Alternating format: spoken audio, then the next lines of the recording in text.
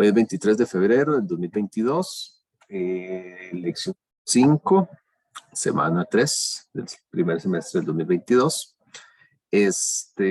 Curso de teoría electromagnética 2, donde hemos venido desarrollando conceptos de la onda plana uniforme.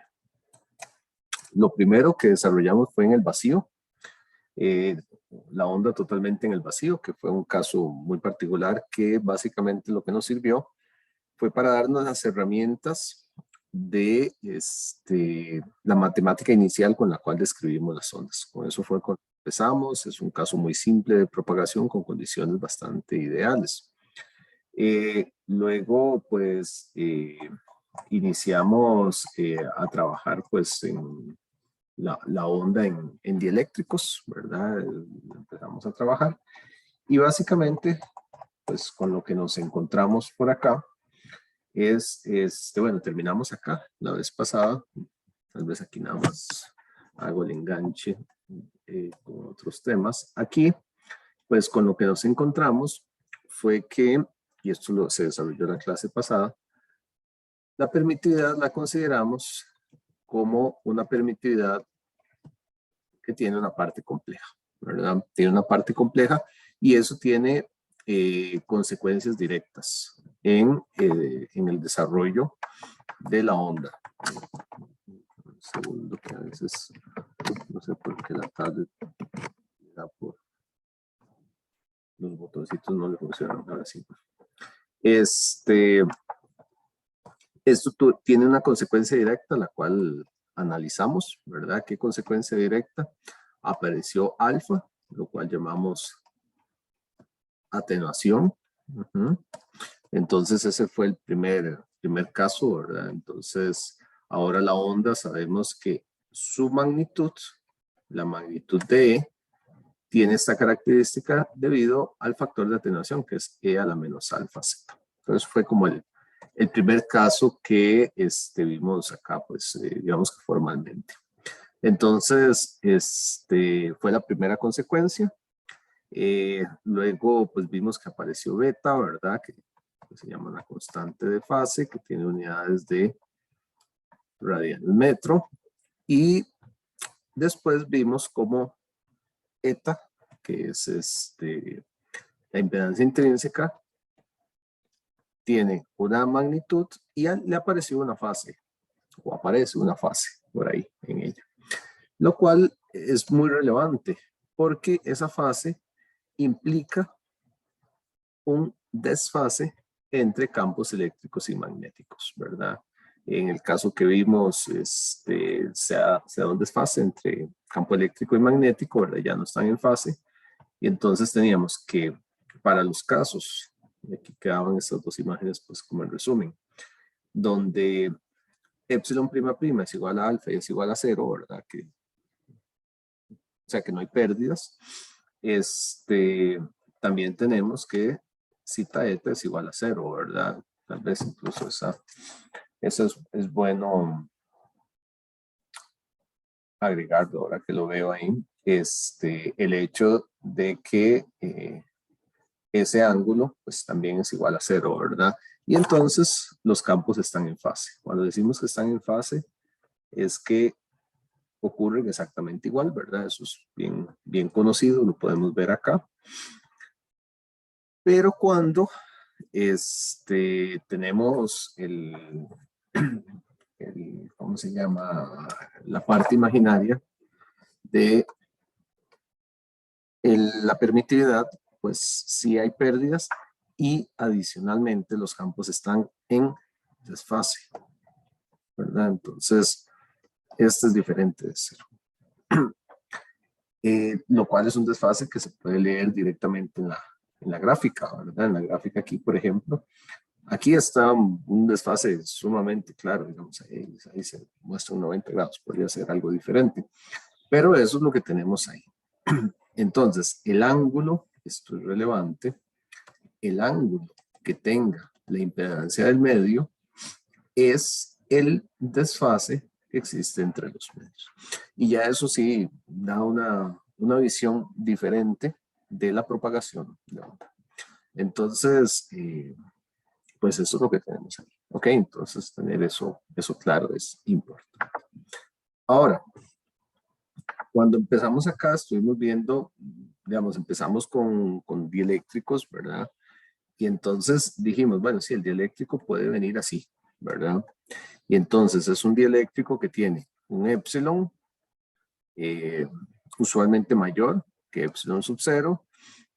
Con mu, lo dijimos, vamos a trabajar, digamos que mayor, igual, bueno, los dos se da esto, ¿verdad? Sin embargo, la mayor parte de los casos vamos a trabajar con mu o igual a mu sub 0 a menos de que se diga lo contrario.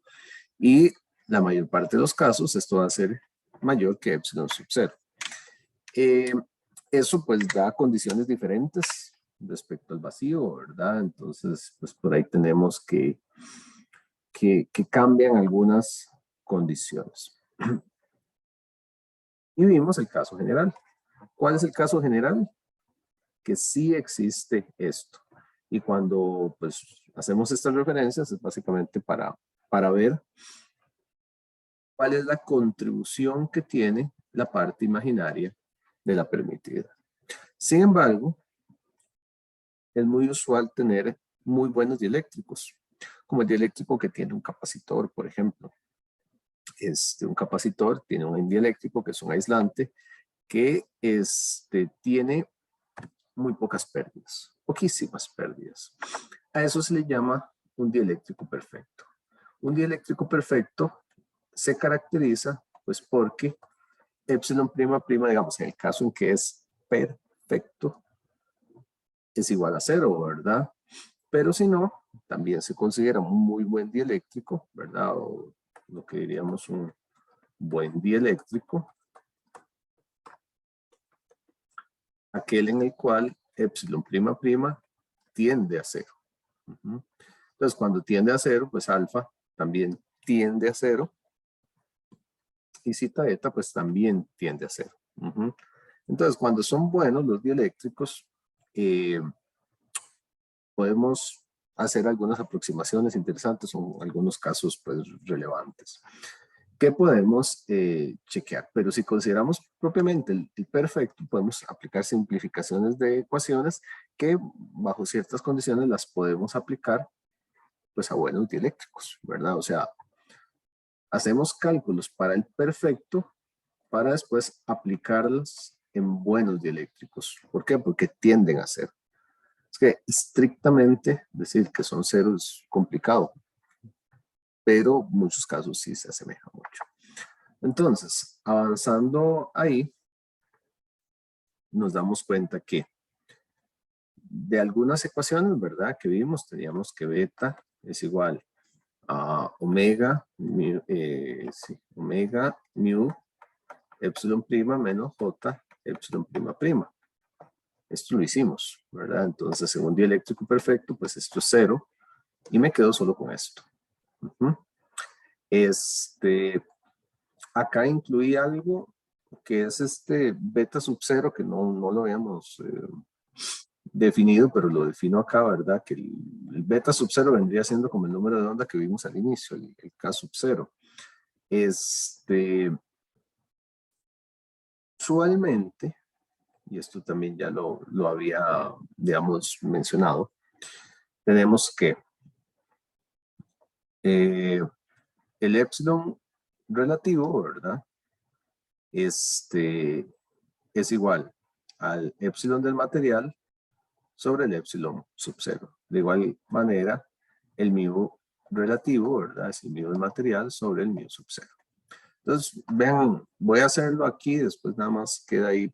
Esto es algo que se usa muchas veces. Entonces uno puede decir beta, ¿verdad? Uno puede decir, bueno, beta es igual a omega mu epsilon prima, ¿verdad? Estamos trabajando con que epsilon prima prima es igual a 0. Entonces yo puedo escribir aquí omega y entonces el mu del material yo lo puedo escribir, ¿verdad? Es aquí despejar. Sería el mu r por el mu sub 0, ¿verdad? Ese sería el mu. Y el epsilon sería el epsilon r por el epsilon sub 0, epsilon R'. ¿Ok? Valores relativos. Entonces uno ahí puede jugar un poquito, uno hace omega, ponen una raíz, el mu sub 0, el epsilon sub 0, y dejan otra raíz, el mu r y el epsilon r. Esto es algo que se usa bastante. Entonces cuando uno ve ahí, esto es lo que está aquí, ¿verdad? Como un beta sub 0.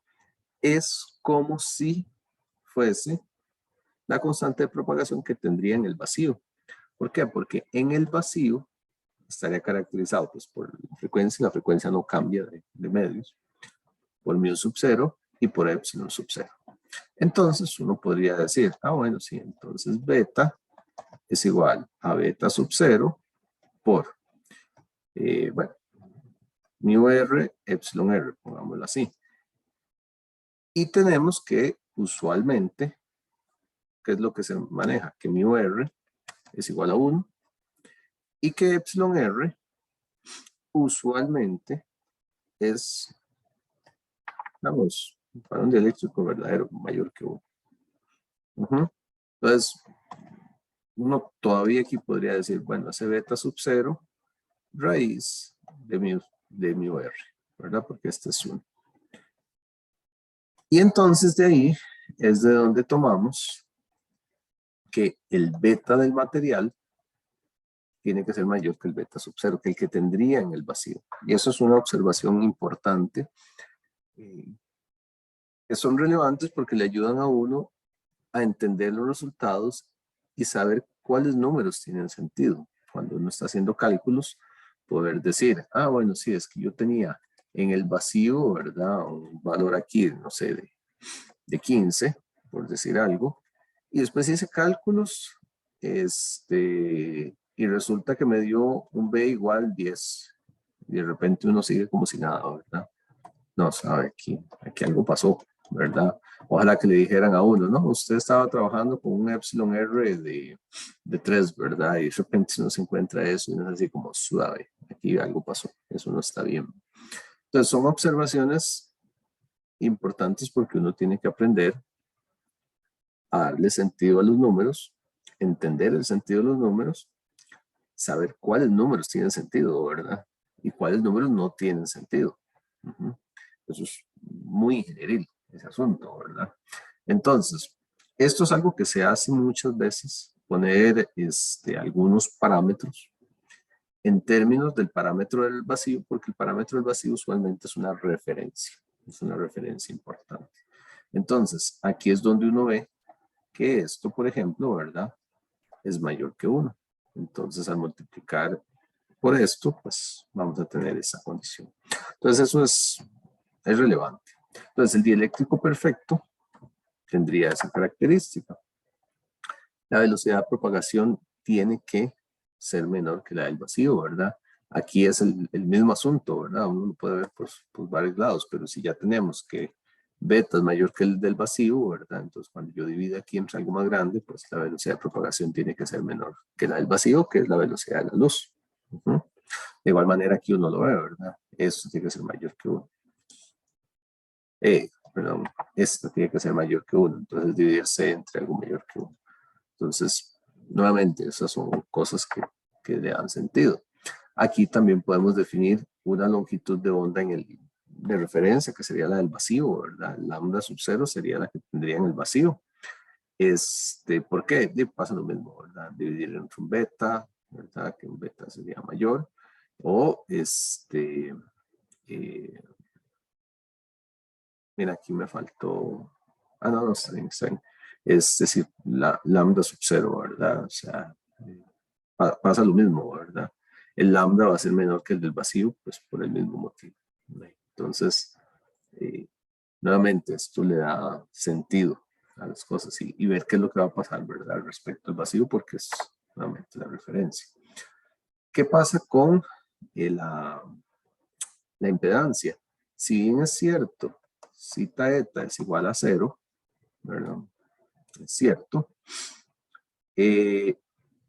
Pues el eta del material va a ser menor que el del vacío por el mismo motivo, ¿verdad? Usualmente el valor relativo va a ser 1, va a ser mu sub 0. Usualmente aquí lo que vamos a tener es simplemente mu sub 0, pero aquí no. Y aquí también me va a quedar algo mayor que 1 en el denominador, que va a hacer que la impedancia sea menor. Y sabemos que la del vacío, ¿verdad? Son 377, entonces va a ser un eta menor a 377 ohmios, ¿verdad? O eta menor a 120 pi ohmios. Ahí puse grados. Okay. ¿Verdad? Entonces, eso es lo que tenemos ahí. Observaciones también relevantes. Y como esto es 0, ¿qué va a pasar con E y H? Digamos, con los campos. Pues están en fase. Entonces nos encontramos con que el campo eléctrico lo podemos escribir como un campo, ¿verdad? Que tiene su magnitud, no tiene coeficientes de atenuación, ¿verdad? Es igual a 1, porque alfa es igual a 0, y el a 0 es 1. Queda un coseno omega t menos beta z, y el campo magnético también, ¿verdad? Entonces, eta es un valor real, E y H están en fase. O sea, la propagación de la onda en un dieléctrico perfecto tiene las mismas características cualitativas que la propagación en el vacío, con la diferencia pues, de sus constantes, que son pues, diferentes que las del vacío. Pero cualitativamente, si uno analiza el desplazamiento de los campos, se desplazan igual. ¿Ok? Entonces, si uno tuviera que en ese caso hacer un dibujo de los campos, pues hay que hacer un dibujo como este, ¿verdad? Con campos que están en fase. ¿Ok? ¿Alguna pregunta? ¿Hasta ahí?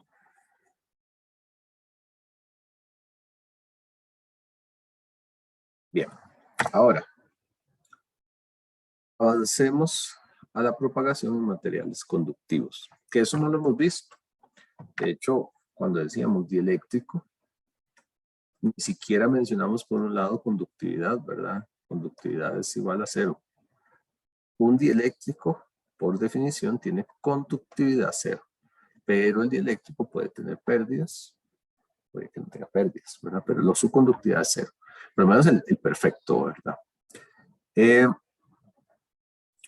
Ahora nos vamos a mover hacia pues, los materiales conductivos, ¿verdad?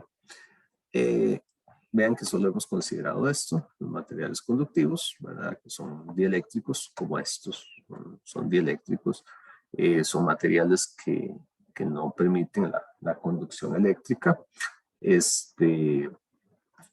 Y ahora la idea es pasar a materiales que sí tienen cargas libres para ser desplazadas pues en un sentido u otro, ¿verdad? Ustedes recuerdan, por ejemplo, de lo que son movimientos en semiconductores y entonces el movimiento de los electrones, de los huecos y demás, ¿verdad? Entonces, son materiales que tienen esa característica. Entonces, vamos a considerar un material conductivo, ¿verdad? Y vamos a considerar, pues, la presencia de la corriente de conducción. Entonces, es un material sólido, lo vamos a decir, que tiene alguna conductividad y que tiene una conductividad, ¿verdad? Si ustedes recuerdan de las ecuaciones de Maxwell, nosotros teníamos corriente de conducción, que esta es la que soy yo el que le pone el sub sigma ahí para saber qué habla de eso. Los libros no le ponen nada, lo consideran como la densidad de corriente, no sé, original. No hace falta identificarla, a mí me gusta identificarla. Entonces teníamos desplazamiento y conducción, ¿verdad? Nosotros trabajamos en un punto, empezamos en el vacío y nos pasamos a dieléctricos, que sin decirlo, ¿verdad? Explícitamente, pero bueno, no sé si lo dijimos, como sigma era igual a 0, ¿verdad? Y J sigma es igual a 0, pues la ecuación con la que trabajamos anteriormente es esta. Ahora sí vamos a considerar ese punto. Entonces vamos a ver qué aportes nos da. Bueno, lo que les decía, ¿verdad? La ecuación usada antes venía de aquí, ¿verdad? Porque esta venía del, esto de acá, entonces venía de epsilon de t, ¿verdad? Entonces cuando lo pasábamos a fasores, ¿recuerdan cómo se pasaba a fasores? Este era nada más de hacerlo fasorial y había que multiplicar por j omega, el valor que está aquí, y escribir el fasor.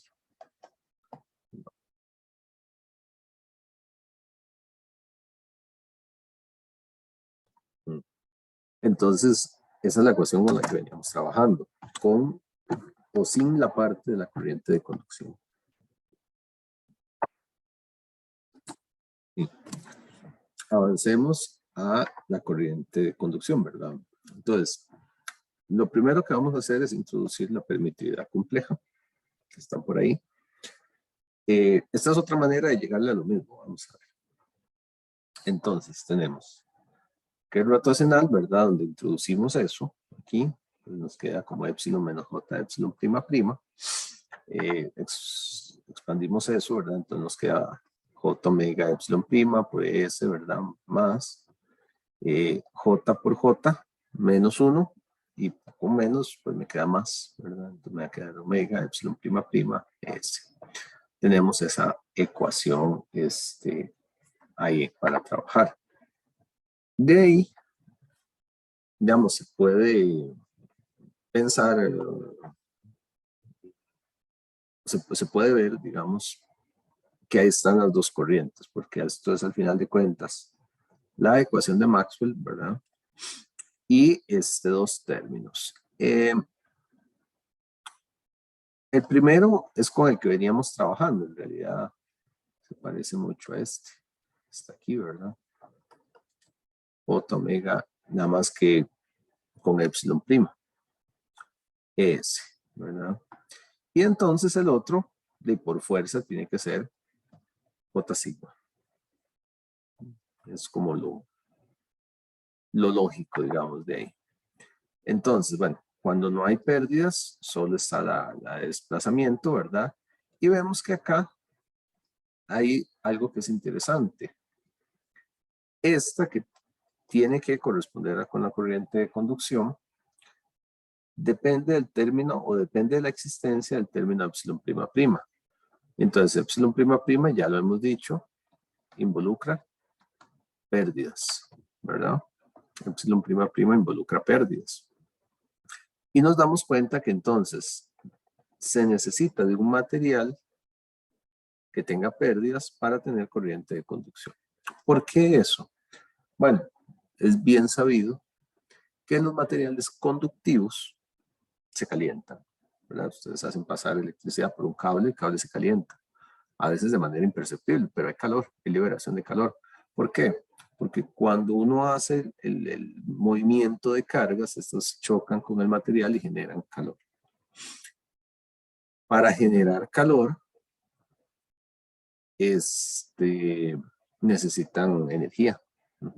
¿Y esa energía de dónde viene? De la onda electromagnética. Entonces, cuando decimos pérdidas, siempre hay que entenderlo adecuadamente, ¿verdad? Que lo que hablamos de pérdidas es pérdidas de la onda electromagnética, debido a una transferencia de energía de la onda hacia el material.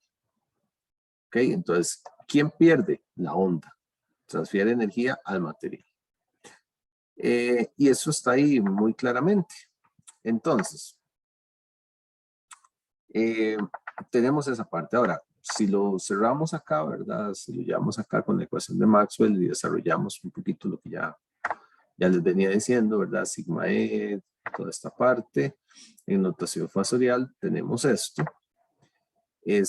Y ya del caso anterior, definimos que J sigma es sigma S y J de S es omega epsilon ES, ¿verdad? Si igualamos con la ecuación 1, aquí está la ecuación 1, ¿verdad? Nos vamos a dar cuenta que la corriente de conducción como tal es sigma S y omega epsilon es igual a, sigma S es igual a omega epsilon prima S. Mientras que la corriente de conducción es básicamente lo mismo.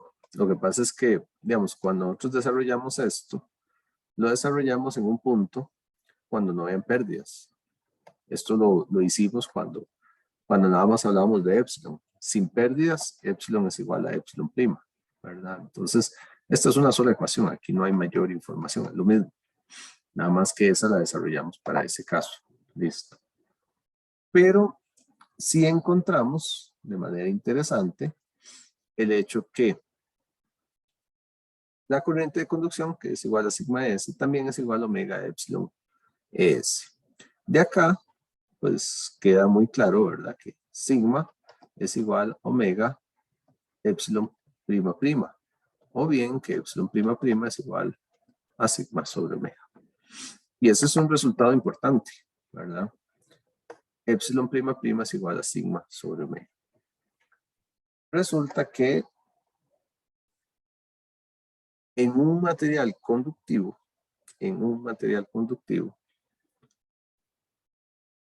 epsilon prima prima está relacionado con la conductividad.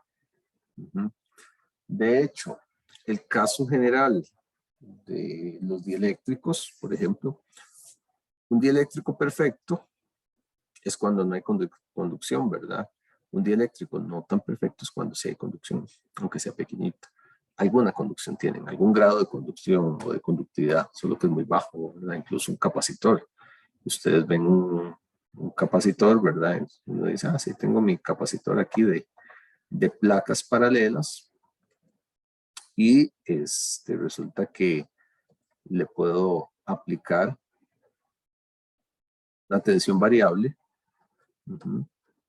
la tensión variable ahí, al capacitor, ¿verdad? Con polaridad más, menos, ¿verdad? Entonces aquí se genera este campo eléctrico. Resulta que en ese capacitor, aunque tiene un dieléctrico, él tiene una capacidad. Y hay un punto donde se sobrepasa, ¿verdad? Y él tiene una capacidad, si yo le aplico una tensión muy grande, en algún momento se rompe el dieléctrico. ¿Qué es eso? Que hay conductividad. Y cuando se da eso, generalmente es una conductividad, o sea, es tanta la acumulación de carga que hay aquí que cuando ya puede conducir, pues es lo que diríamos en palabras muy llanas, un bombazo, ¿verdad? Explotan los capacitores y demás pueden explotar. Eso es porque el dieléctrico del capacitor pues no es perfecto. Podrá ser muy bueno, pero no es perfecto. Entonces, y eso varía obviamente, ¿verdad? Generalmente, si un capacitor tiene un voltaje nominal de no sé, 10 voltios, pues tal vez aguanta 20, una cosa así, ¿verdad? Y un factor de seguridad generalmente grande. Entonces, si lo llevan a valores muy grandes, explotan, ¿verdad? Entonces, es una característica. De hecho, los capacitores, los que son redonditos, los que traen papel adentro, como dieléctrico, cuando explotan incluso tiran así el papelito. Recuerdo un compañero que le gustaba, cuando yo estudiaba, agarraba una regleta, ¿verdad? Y la llenaba de capacitorcillos de bajo voltaje, bien bajito, ¿verdad?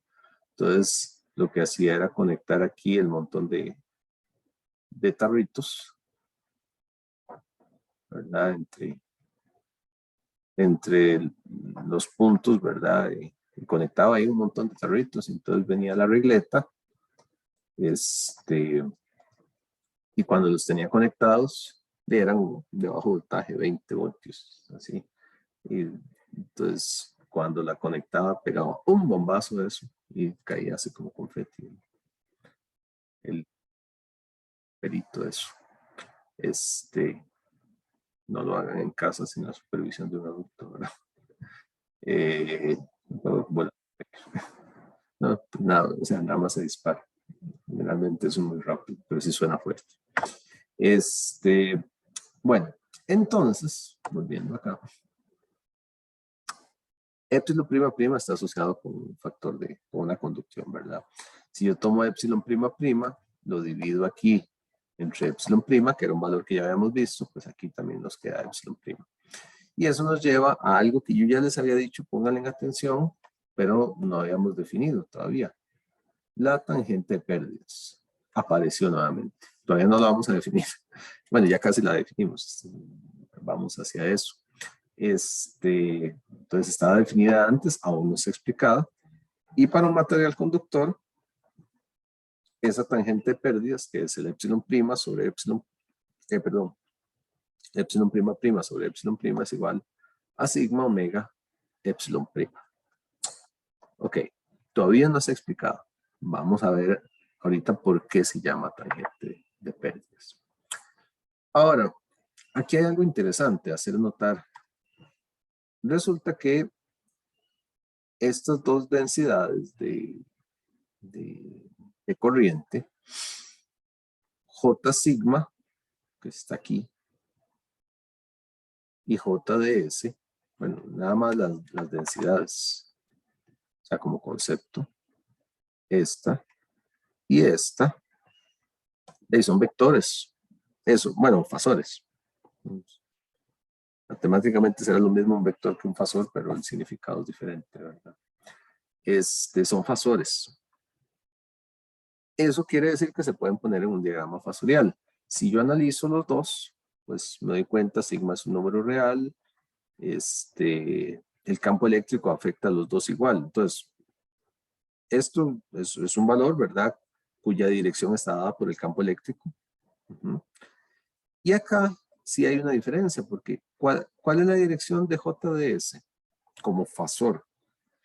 La dirección de JDS, ¿verdad? Está dada por el campo eléctrico, ¿verdad? Estos son constantes, las constantes no cambian de dirección, pero hay un J ahí.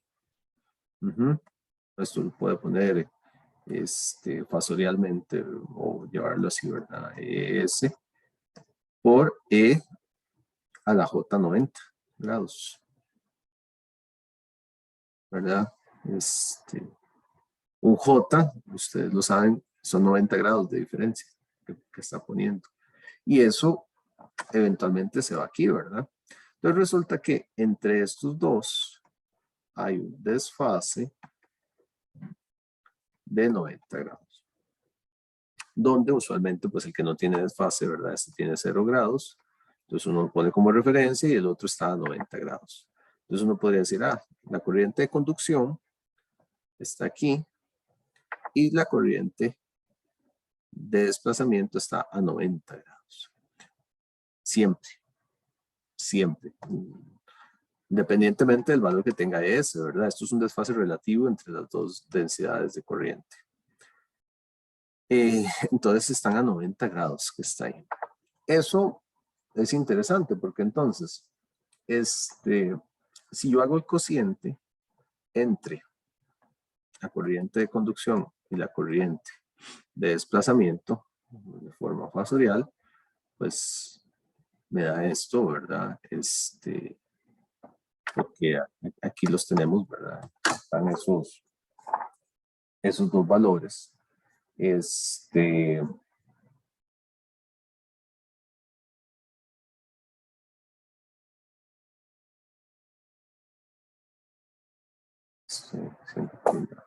Sencilla y para mejorar la explicación después. Pero digamos, si tomo eso, ¿verdad? Si divido entre pues se me van los campos y me queda sigma J sobre J omega epsilon, ¿verdad? Sigma sobre J omega epsilon.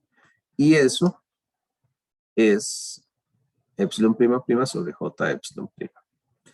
Entonces, ¿qué nos damos cuenta aquí? Que como son vectores, ¿verdad? J implica el desfase de 90. Ya lo mencioné. Entonces, puesto un diagrama, este es el diagrama que tiene el Haidt ahí. Que se puede poner de cualquier manera, ¿verdad? Aquí está puesto pues convenientemente, digamos, para que la resultante quede aquí. Pero están a 90 grados, perdón. Entonces, aquí está la corriente de conducción. A 90 grados está la corriente de desplazamiento. Esto viene de una suma, ¿verdad? O sea, JH es igual a J sigma más JD. Entonces, como suma, pues hay una corriente total, ¿verdad? Esto tiene que ser igual a una corriente total. La corriente total lo puedo hacer por suma gráfica. Entonces, me llevo este aquí, lo pongo, ¿verdad? Aquí está la resultante. Entonces está el J sigma, que sería esta expresión que está acá, que es esto, ¿verdad? ¿Por qué? Porque J sigma es sigma ES más acá que es J omega epsilon prima ES. Entonces la corriente total es sacar a factor común LS y tengo eso acá. JD se adelanta a J sigma por 90 grados, eso es claro, ¿verdad? Hay 90 grados ahí de diferencia. Y de aquí viene el nombre de tangente de pérdidas.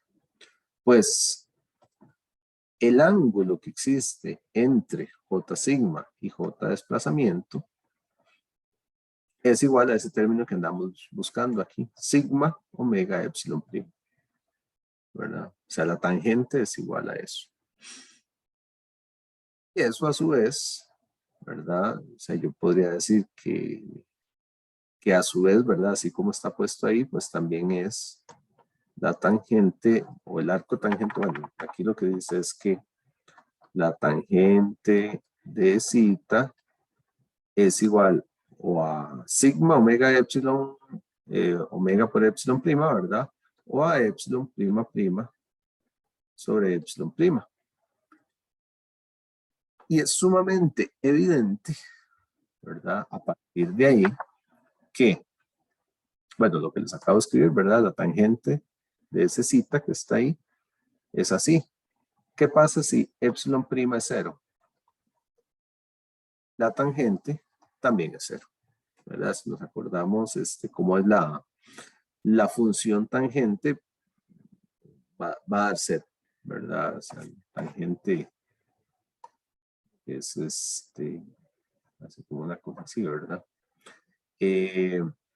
Entonces, si epsilon prima prima es 0, el tangente es 0. Si epsilon prima prima existe, hay pérdidas, el tangente también existe y también hay pérdidas. De ahí que, como epsilon prima prima implica pérdidas, ¿verdad? Y entonces eso da la existencia de la tangente, es que se le dice tangente de pérdidas a eso que está ahí.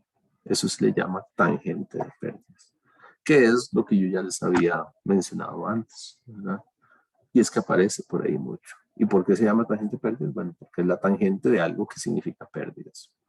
Cuando no hay pérdidas, este ángulo es 0. El ángulo entre la corriente total y la corriente de desplazamiento se vuelve 0 en ese caso. ¿Por qué?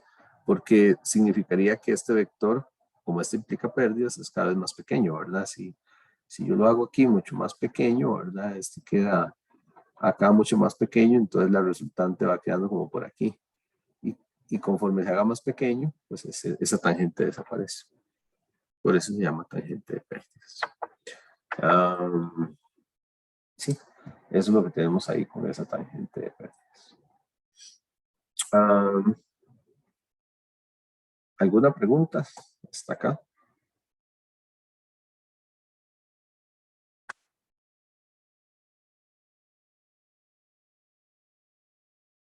Ok, bueno, entonces presten atención a eso, esa tangente de pérdidas, porque se llama tangente de pérdidas y es algo que sirve para indicar cuándo hay pérdidas. Y a partir de ahí, uno puede definir, que es parte de lo que vamos a hacer ahorita, es cuando un material tiene altas o bajas pérdidas.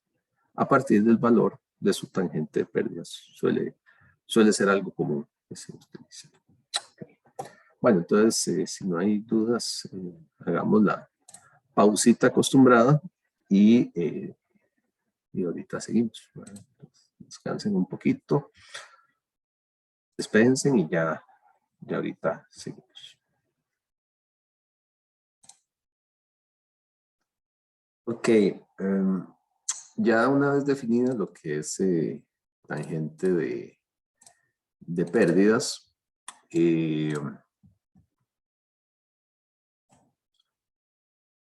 avanzamos, como les decía, pues la importancia de ella, ¿verdad? Es básicamente indica pérdidas. Entonces, a partir de conocer la tangente de pérdidas, que es un dato que es bastante usual que se brinde, uno puede tomar ciertas decisiones.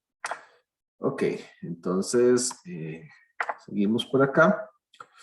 Ahora, ya que estamos en materiales conductivos, hay un par de expresiones que son útiles. Las voy a poner acá y las vamos a reutilizar sobre todo cuando trabajemos en líneas de transmisión, pero de una vez las ecuaciones en realidad son buenas. Entonces, es simplemente manejo algebraico de un par de expresiones, pero para que les queden ahí para la constante de propagación compleja y para la impedancia del medio, considerando pues precisamente que epsilon prima prima es igual a sigma sobre omega. Para la constante de propagación compleja, JK, es como les digo, es un jueguillo algebraico, ¿verdad? Partimos de acá, eso es bien conocido. Sustituimos el valor de la constante de propagación compleja. Luego, en este punto, sustituimos precisamente el epsilon prima prima, ¿verdad? Por sigma omega. Entonces aquí está, ¿verdad? Es la expresión no, es la misma en realidad y no hay nada del otro mundo. Y luego, acá es donde se hace un truquillo que tal vez no es tan evidente, que es introducir el j omega en la raíz, ¿verdad? Si yo lo pongo como j cuadrado, omega cuadrado, pues esto puede salir de la raíz, es lo mismo, ¿verdad? Llevarlo ahí es exactamente lo mismo. Y luego, esto es muy conveniente, digamos, es una expresión pues obviamente muy rebuscada, ¿verdad? Nada más para que vean que no es sacada de la manga del todo, ¿verdad? Entonces me llevo un j omega de acá y los pongo en cada lado. Entonces aquí me queda j omega por epsilon prima, ¿verdad? Y luego multiplico aquí también un j omega. Entonces j por j me va a quedar j cuadrado. El omega que está ahí, ¿verdad? Y esta otra parte. Aquí se van a cancelar esos dos omegas. Y entonces la expresión que va a quedar ahí es igual a un j omega mu, que es ese término, multiplicado por j omega epsilon prima, y aquí j por j es menos 1, ¿verdad? Entonces, con el menos de acá me va a quedar más sigma, raíz de eso. Que acomodado, como generalmente ponemos la parte real primero, vamos acá, pues nos queda así. JK, pues de lo que partimos, es igual a la raíz de j omega mu, que es esto que está acá, y de la otra parte, ¿verdad? Que es lo que les decía, todo esto se va aquí, digamos, entonces nada más me queda el sigma más j omega epsilon prima. Es una expresión alternativa, digamos, es una expresión como tantas, ¿verdad? Pero que en algunas ocasiones va a ser útil. Lo dejo aquí indicado con paréntesis,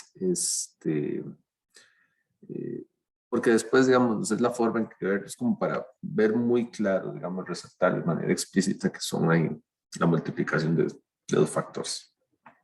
Entonces, eso para JK. Para la impedancia del medio es algo muy similar. Partimos aquí, ¿verdad? Esta que está acá, sustituimos esta, pues, con su expresión ahí compleja, ¿verdad? Y nos llevamos esto acá. Ahí sustituimos sigma sobre omega. Sigma sobre omega. Entonces acá sacamos el factor, ¿verdad? Que sería omega, entonces aquí me queda omega epsilon prima menos j sigma.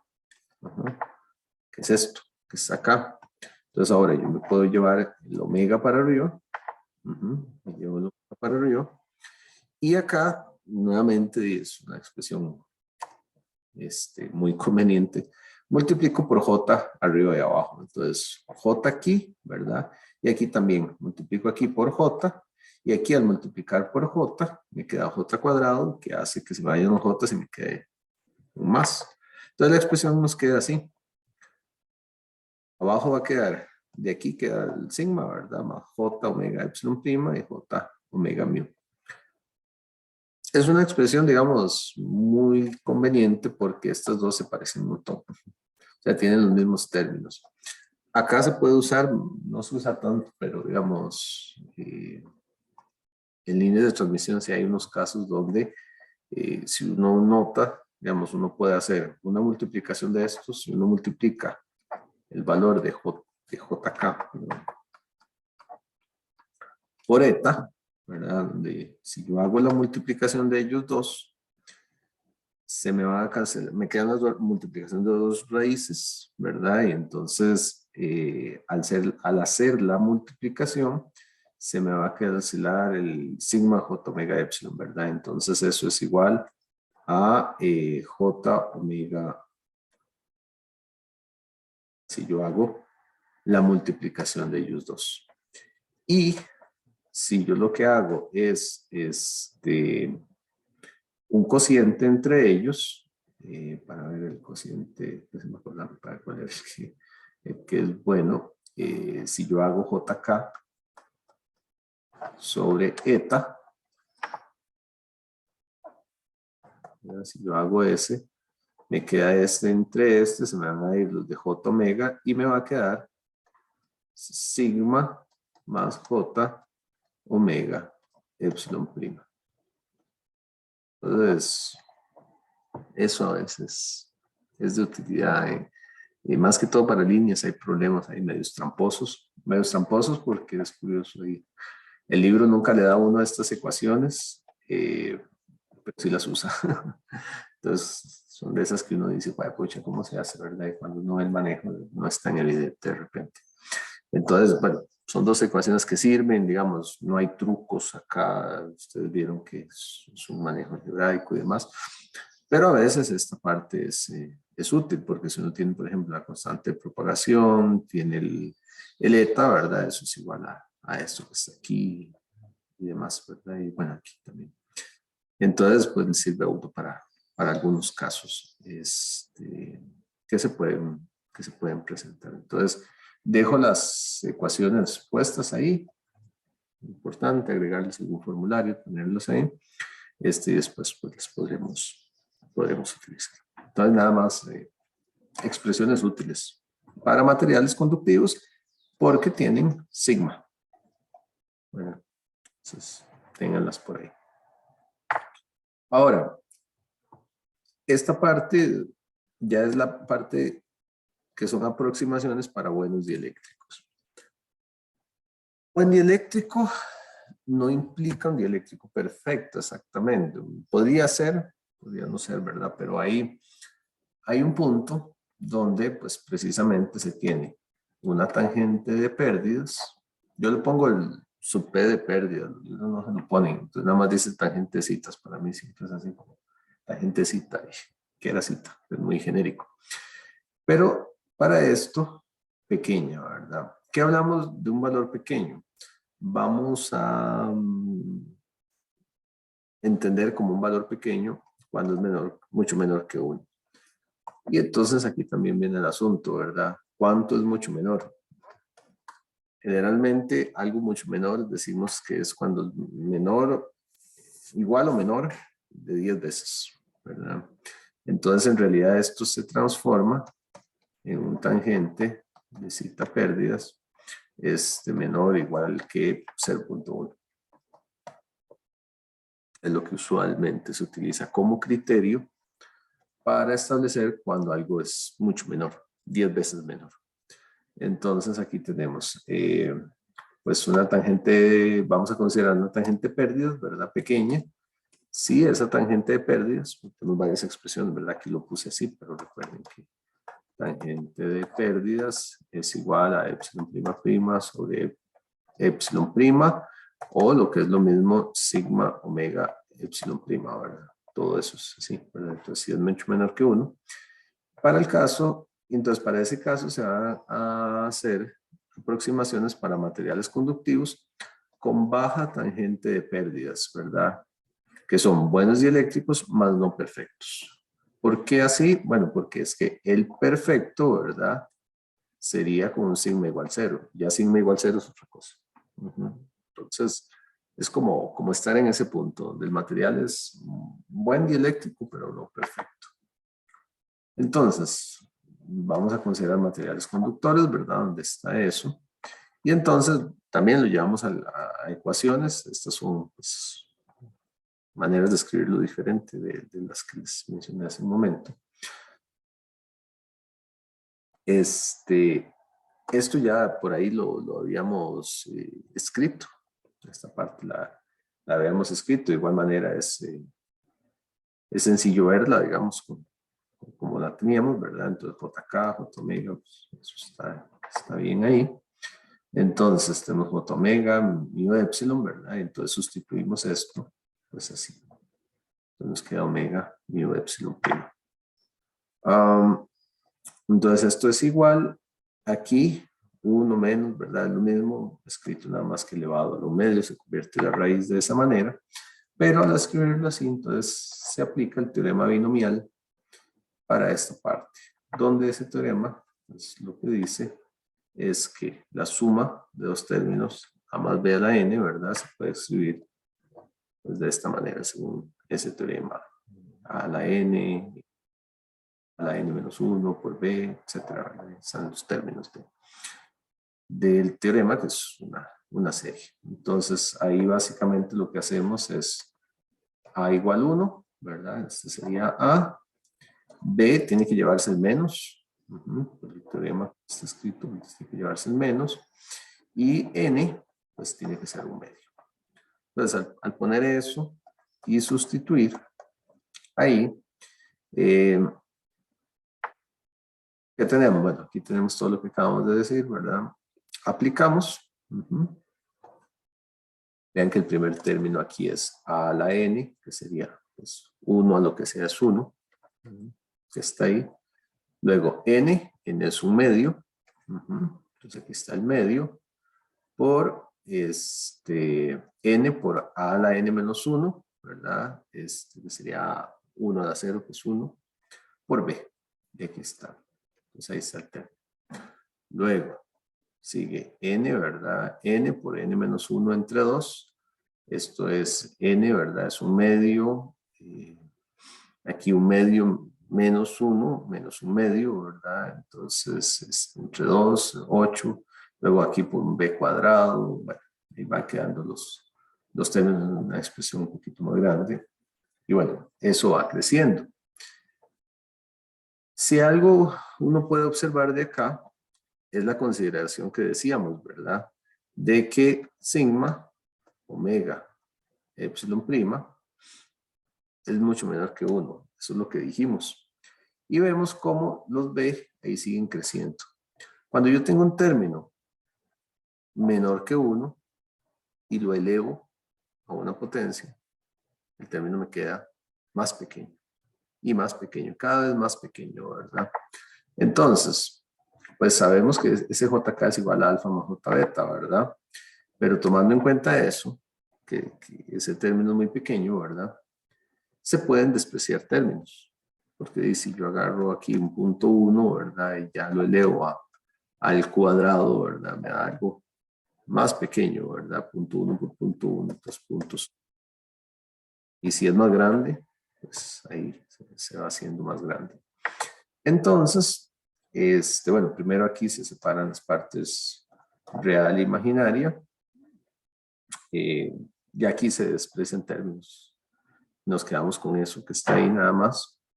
Nos quedamos acá. Lo que hace falta es indicar que se desprecian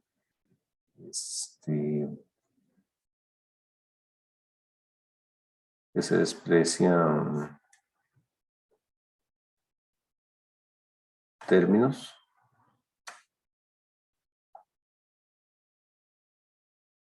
para que sea en realidad una aproximación.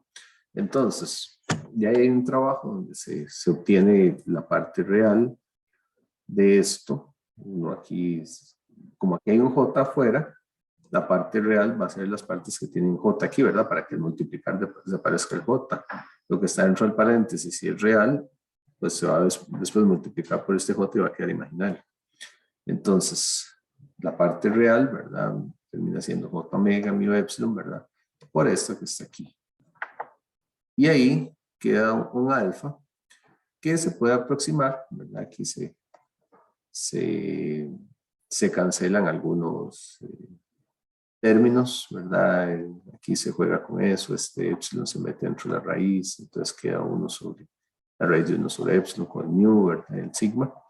Y se puede decir que alfa es aproximadamente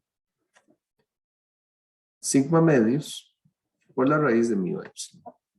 Esto es una fórmula a utilizar para casos de buenos dieléctricos, lo cual es común, como les decía. O sea, muchas veces en el enunciado simplemente le dicen a uno, un material con una tangente de pérdidas de, no sé, 0.08, por decir algo. Entonces calcule XX cosa. Entonces, ahí ¿qué hace uno? Bueno, se viene de una vez, obviamente tiene que tener los datos, ¿verdad? Sigma, epsilon prima, si no le dicen nada a uno, este es el epsilon sub 0, ¿verdad? Generalmente le van a dar uno aquí el relativo, entonces con eso uno calcula el alfa. En el caso del beta, es la parte imaginaria de JK, ¿verdad? Entonces tenemos esto. Este sí tiene que llevarse la parte que aquí es real, que es esta, porque cuando se multiplica aquí, pues me va a quedar imaginario. Eso que está ahí se desprecia en términos de, digamos, nuevamente aquí hay un término que se va a hacer más pequeño, ¿verdad? Y entonces se queda uno con el beta, que es aproximadamente omega mu epsilon prima, que en realidad es como la fórmula inicial con la que estuvimos trabajando. Usualmente, de las cosas que más se preguntan en los problemas es hacer cálculos, pues precisamente de alfa y de beta.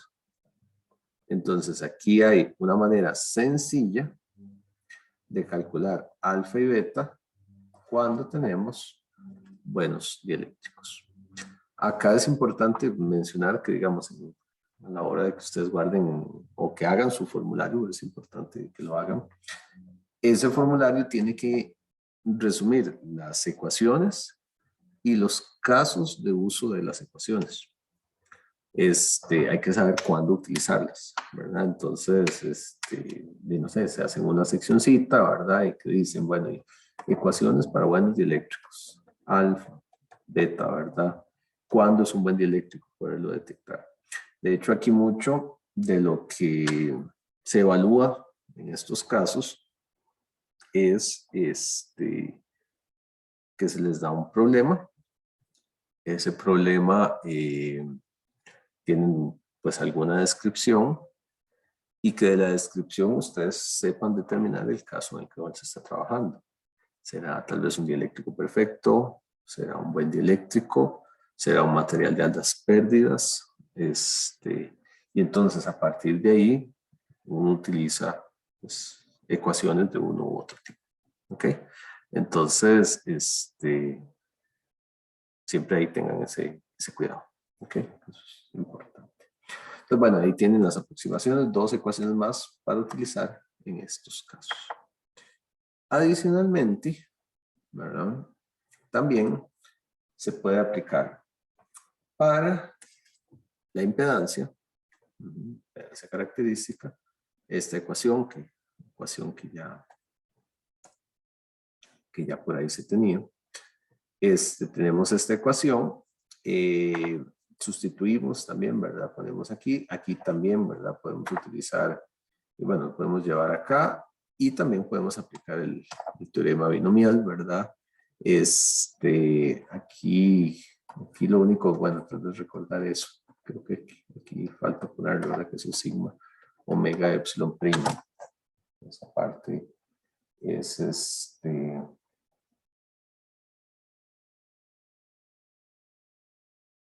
punto. no está en la ecuación. Ok, y entonces ahí pues se transforma el eta, se transforma en esta expresión, ¿verdad? Un trabajo algebraico similar, no vemos todo el detalle. Y acá lo que sí vamos a notar es entonces, relevante es saber que esto es una magnitud y que es un ángulo, ¿verdad? Entonces, bueno, ahí podemos jugar con eso. O sea, bueno, hacemos la aproximación, ¿verdad? Podemos escribir esto, básicamente nos comemos esta porque ya lo que les decía, ¿verdad? Si esto es mucho menor que 1, al elevarlo al cuadrado es aún más pequeño. Entonces, eliminamos eso, nos quedamos con esta expresión. Esta expresión, bueno, es una expresión útil, es una expresión que funciona para buenos dieléctricos con tangentes pequeños, ¿verdad? Aquí sí hay una aproximación ya válida, ¿verdad? Para un caso específico, no es una ecuación que se pueda usar libremente, solo en ciertos casos. Pero de acá entonces lo que podemos ver es que uno aquí puede sacar magnitud y ángulo. Entonces, esta es la ecuación, ¿verdad? Entonces, podemos revisar de acá lo siguiente. Tangente de zeta eta, ¿verdad? Viene siendo, digamos, vean que esto multiplica los dos. Entonces, pues es bien sabido, ¿verdad? Que para un número complejo A más JB, pues el ángulo es, digamos, el ángulo es la tangente inversa de la parte imaginaria sobre la parte real. Entonces, como la parte real es 1, pues la tangente del ángulo es simplemente sigma sobre 2 omega epsilon. Ese es el ángulo que tiene esa expresión. Entonces,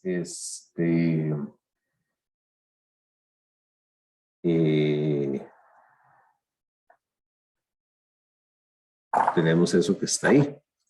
Ahora, si comparamos con la tangente de pérdidas, ese ángulo, esa expresión que está ahí, si comparamos con la tangente de pérdidas, vemos lo siguiente. Vean cómo el ángulo de zeta eta es igual a sigma 2 omega epsilon prima. En el ángulo de la tangente de pérdidas es sigma omega epsilon prima. Hay un 2 de por medio. Muy parecido, no igual, ¿verdad? Entonces, de aquí es obvio, ¿verdad? Que si yo me llevo este 2 para acá, me llevo a multiplicar, me queda 2 tangente de zeta eta. Es esto, ¿verdad? Que sí es igual a esto, ¿verdad? Que es igual a la tangente de zeta pérdidas. Es idéntico en ese punto. Adicionalmente, como estamos en un punto de buenos dieléctricos, ¿verdad? Sabemos que las pérdidas son pequeñas. Por eso es una tangente pequeña, ¿verdad? Entonces, son pérdidas pequeñas. Y algo que les decía hace un rato de entender los números y demás. Cuando las pérdidas son pequeñas, estamos hablando, entre otras cosas, que el ángulo tiende a cero, porque este ángulo depende de las pérdidas, ¿verdad? Entonces, ¿qué es esperable aquí? De que estemos trabajando con valores pequeños de tangente de pérdidas. Esta es la función tangente. La función tangente tiene la característica de que cerca del cero, no sé cómo me queda, cerca del cero, ella es aproximadamente lineal. ¿Verdad? Vean que aquí estoy tirando una línea recta, más o menos, ¿verdad? Como ahí. Vean que la línea recta se acopla muy bien.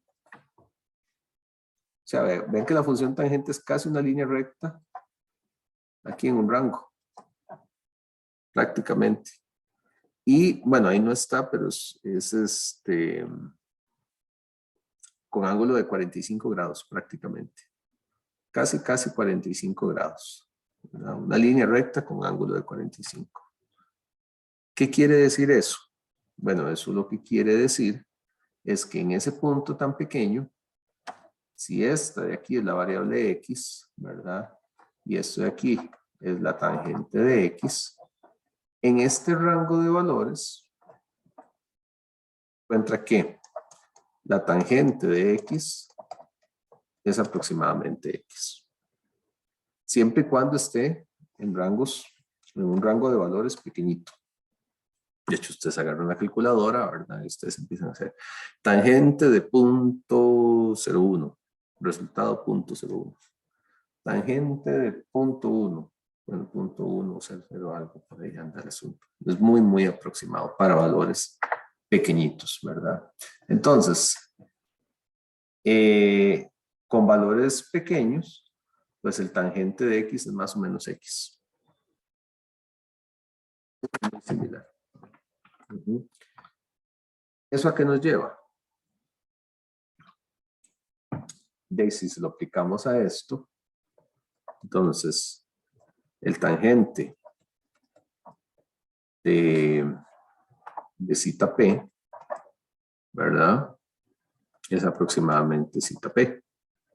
Y aquí también, ¿verdad? El tangente de zeta eta es aproximadamente zeta eta, ¿verdad? Y entonces yo aquí sé que zeta p, ¿verdad? Es más o menos el tangente de esto que tiene esa relación lineal. Entonces, para esos casos, ¿verdad? Sabiendo lo que les decía hace un momento, pues acá, tangente zeta eta es más o menos zeta eta. Entonces, 2 por zeta eta es más o menos tangente zeta p es zeta p. Entonces, 2 veces el ángulo de zeta eta es igual a zeta p. Gracias a esa relación. Siempre y cuando estemos con tangentes pequeñas, ¿verdad? Aproximaciones válidas cuando la tangente de pérdidas es pequeña. Esto es algo que se usa mucho en los problemas y es una observación también a anotar por ahí y a utilizar que cuando se está en buenos dieléctricos con tangentes pequeñas, eso es algo que obligatoriamente hay que verificar primero, ¿verdad? Como les dije, muchas veces se les da el dato, a veces de manera explícita, a veces se les dice, bueno, se está trabajando con una tangente de pérdidas pequeña, o a veces se les da el valor, o a veces se les da el valor de zeta, ¿verdad? Tal vez la frecuencia se les da en hertz, ¿verdad? Entonces hay que calcularla y se les da este valor, o de alguna manera. Entonces, cuando uno determina que la tangente de pérdidas es pequeña, también puede venir acá, ¿verdad? Entonces, qué sé yo, puede ser que a uno le digan, bueno, en un medio con una tangente de pérdidas pequeña, el campo eléctrico y el campo magnético, ¿verdad? Tienen un desfase de tantos grados. Sí, probablemente pequeñito, 5 grados, 10 grados, ¿verdad? Entonces, ¿de cuánto es la tangente de pérdidas? Ah, mira, entonces el ángulo de la tangente de pérdidas, que si yo, si zeta eta era, que si yo, 5 grados, ¿verdad? Entonces la tangente de pérdidas son 10 grados. Entonces, ¿de cuánto es la tangente de pérdidas? Tangente de 10 grados, ¿verdad? Porque obviamente bueno, esto funciona bien, ¿verdad? En cualquier caso, pero esta aproximación es en radianes. Ahí generalmente son trabajando en radianes. Ok, y básicamente ya eso es lo que se maneja ahí para esa parte de buenos dieléctricos. Y con eso terminamos esta partecita. ¿Alguna pregunta? Por ese caso, donde se igualan, es solo, bueno, ese 2 igual al ángulo es solo cuando son pequeñas, entonces. Cuando la tangente de pérdidas es pequeña, correcto. Ok. ¿Qué tiene que llevar que tiene que ser con ángulos pequeños, ¿verdad? Es consecuencia de lo mismo, pero sí, correcto. Cuando eso es pequeño. Ok, gracias. Pura vida, un gusto. Sí, en eso, digamos, siempre es bueno, ustedes van a ver ahí tutorías y demás, ¿verdad? Uno revisa problemitas y otras cosas, pero digamos, bueno, sí, en tutorías y problemas de libro, hay a veces algunos que la ecuación no es tan explícita. De hecho, es curioso, el Haidt lo menciona por ahí como muy por encimita, otros libros esto sí lo ponen, ¿verdad? Pero a veces no son tan explícitos. Entonces, el punto de conexión es ¿verdad? Entonces, ahí hay que tener cuidado con esos detallitos. Hay que tener cuidado con esos detalles. Ok. ¿Alguna otra pregunta?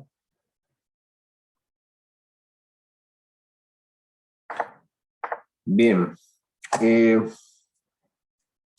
Entonces, bueno, y ahí ya terminamos esa parte de lo que son dieléctricos. ¿Qué sabemos ahora? Digamos, ya con esto sabemos cómo se comporta la onda plana uniforme en el vacío, ¿verdad?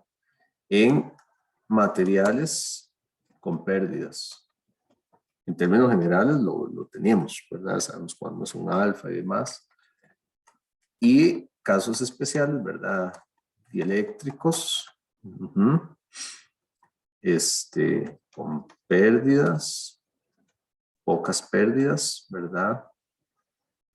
Que es una tangente de cita pérdidas pequeña. Y el perfecto. Y también en materiales conductivos, que es más o menos todo el espectro de casos que tenemos. Ya tenemos las descripciones matemáticas para trabajar en todos ellos. ¿Ok? Entonces, por ahí anda el asunto. Ya con esas descripciones ya podemos empezar a trabajar en otras cosas. ¿Cómo en qué? Como por ejemplo, trabajar en potencia.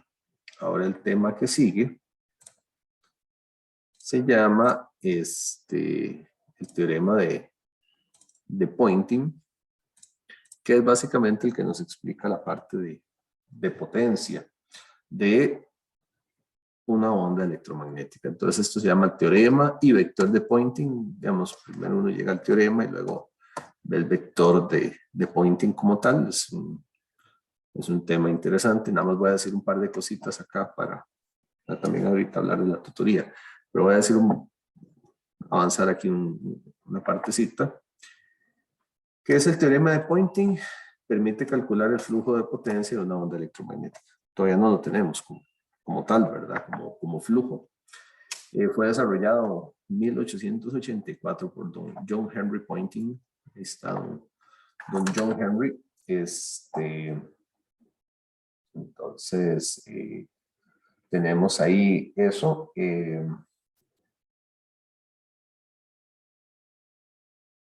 Fue desarrollado por él y pues básicamente parte de que sabiendo que la potencia es watts, que son volts ampere, ¿verdad? Lo cual es para nosotros bien sabido, y que los campos electromagnéticos tienen unidades, E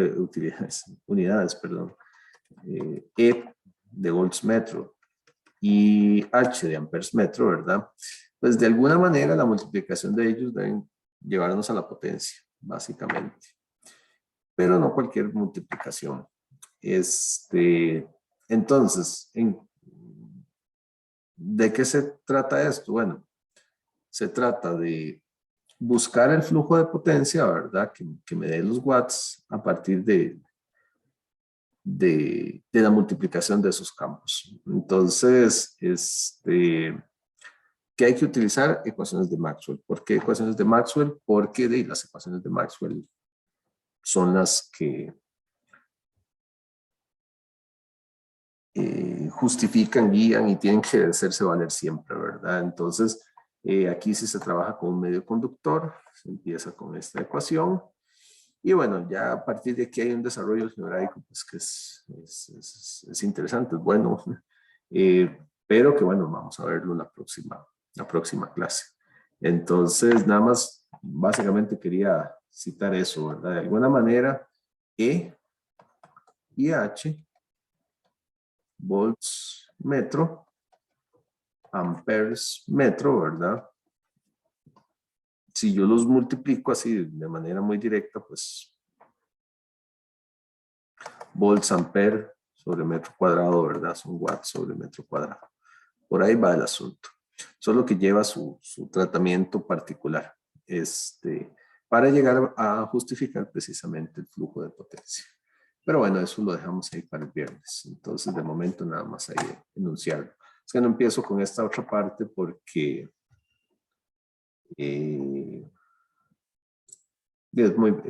lleva mucha álgebra, muy pesado. Y en 10 minutos, mentiras que logramos avanzar toda esta parte ahí para explicar adecuadamente todos esos puntos para llegar aquí. Aunque se hace pocas láminas, hay muchos conceptos detrás de eso. Entonces, de momento, quedémonos aquí y lo vemos el viernes. El viernes revisamos esta parte. Pointing en realidad se ve rápido. Pointing y creo que era el efecto piel, lo otro que quedaba. Entonces, sí vamos a estar muy cerca de cerrar con los contenidos. Pero cerca, casi lo cerramos el viernes. No voy a correr tanto para explicarlo bien, pero vamos muy bien con el tiempo. Ok, les quería comentar, bueno, primero preguntar, de los que fueron a tutoría, no sé qué les pareció la tutoría, bueno, no sé si tienen, qué comentarios tienen. Para mí siempre eso es importante, pues porque uno conversa con los tutores y revisa ahí, ¿verdad? Si hay algo que corregir o no sé qué opinión tendrán o si tienen dudas en general.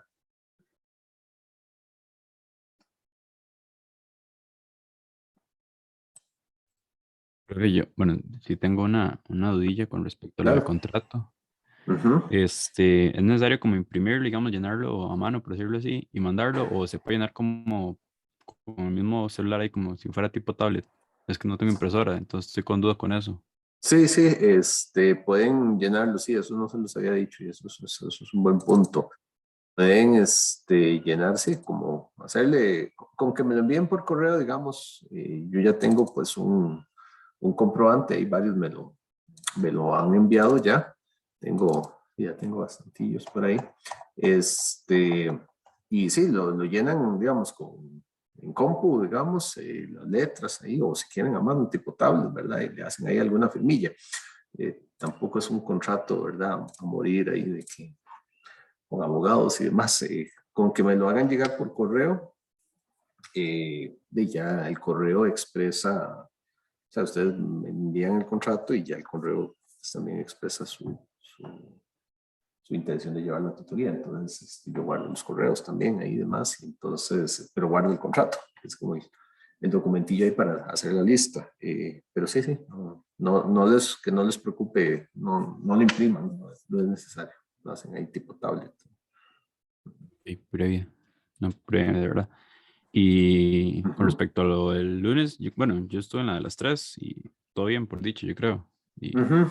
Y el tutor pura vida también. Entonces, creo que sí.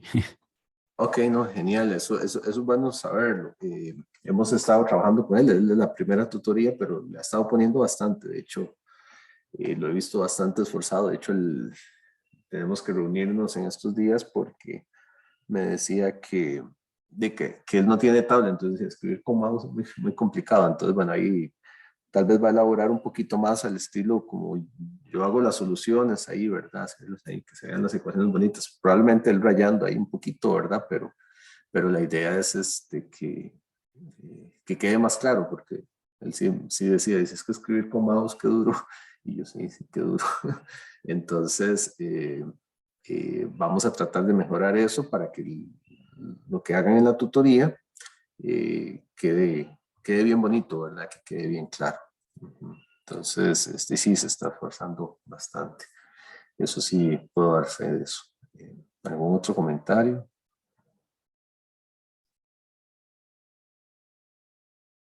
A nosotros es bueno saberlo. Lo bueno, así como dijeron, y también si hay algo que corregir, ¿verdad? En cualquier momento.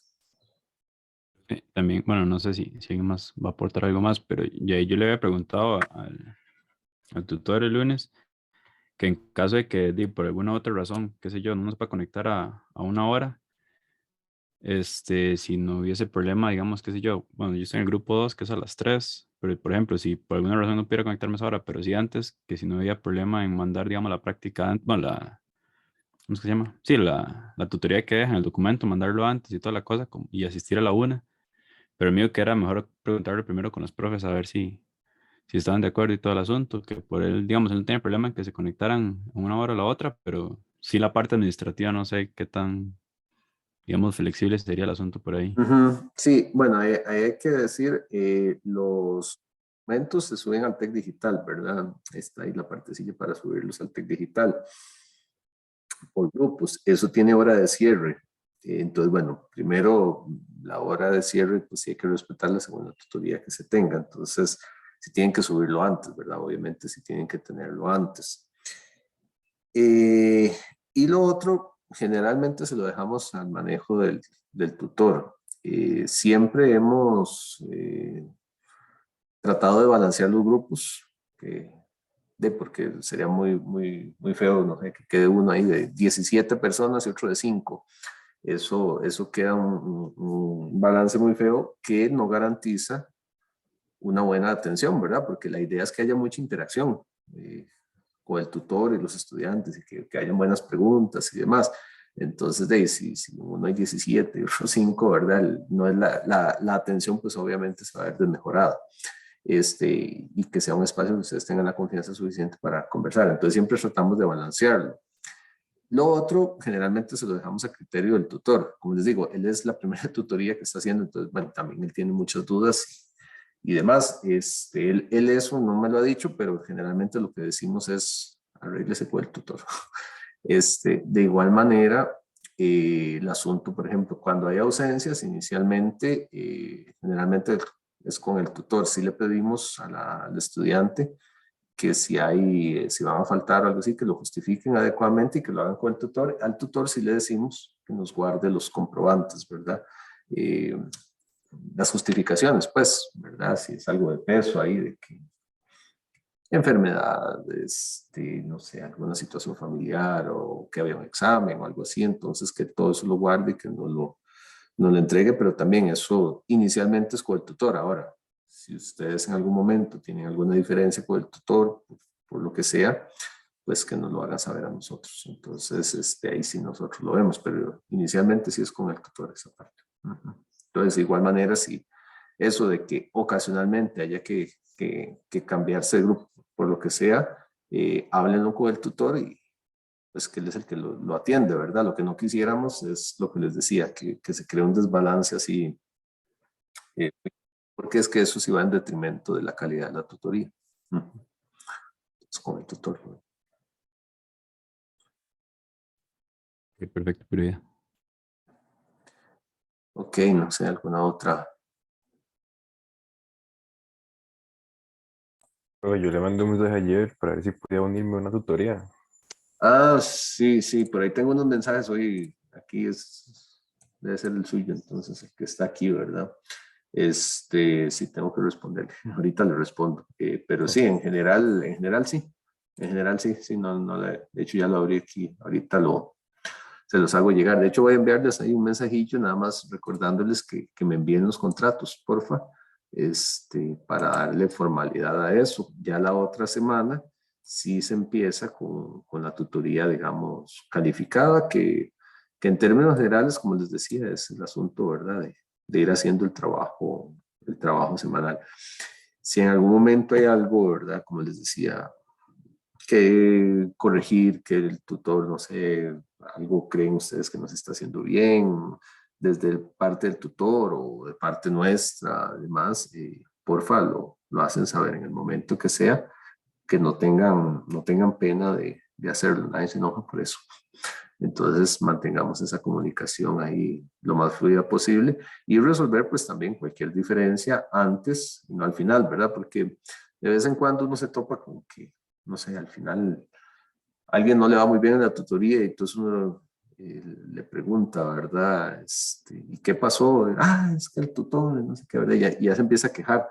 Pero son problemas que detectó en la semana 2 o 3 y se queja hasta el final, ¿verdad? No, resolvamos las cosas con antelación, ¿verdad? O sea, al inicio, ¿verdad? Estén revisando, pídale al tutor este registro de asistencias, de cómo van, también eso, ¿verdad? Porque alguna vez alguien estaba ahí como muy despistado y tenía como 5 ausencias en tutorías y ya con eso perdió la tutoría y llega a reclamar al puro final, ¿verdad? Entonces también estén activos ustedes en eso, pero la idea es que haya una buena y fluida comunicación con el tutoría. Ok, bueno, y si no hay nada más, entonces cerramos hoy ya. Ajá. Profe, Sí. ¿usted tiene un resumen del formulario? Bueno, yo tengo uno mío, lo tengo a mano y demás, pero el consejo es que ustedes siempre hagan su propio formulario, por un motivo.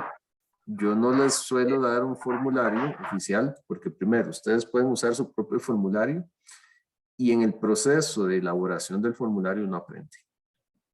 Sí, profe, yo sé, pero es que de verdad que cuando veo las presentaciones, el fórmula está variado, entonces mejor tiene una orden de formulario para tenerse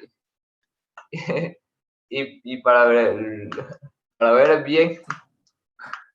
No, yo no tengo ninguno. Hace un tiempo andaba uno que no era ni mío, era el profesor Saúl, y por ahí algunos estudiantes lo tienen. Generalmente yo lo que les digo es, cuando ustedes ven fórmulas resaltadas, ¿verdad? Como estas, ¿verdad? Que vienen así en cuadrito, generalmente son las importantes para que ustedes elaboren sus propios formularios, pero no, yo no tengo ningún formulario para dar, yo tengo mis formulitas ahí con rayones y ustedes deberían de tener lo mismo, ¿verdad? Su colección de fórmulas, su resumen, pues para el examen, hacerlo rápido, pues que lo hagan. Y siempre el consejo es ese en el sentido de que cuando uno desarrolla sus propios formularios, uno aprende. En ese momento uno aprende un montón. Entonces, no les quiero robar esa oportunidad. Entonces, Okay, no hay formulario oficial, no lo hay, para que ustedes pues trabajen en eso. Está bien, gracias. Bueno, bien, bueno, entonces que la pasen bonito, que pasen una bonita tarde, se cuidan, que estén muy bien, nos hablamos el viernes. Hasta luego. Bueno, profe, por allá. Gracias, profe, por el Pura vida, hasta luego.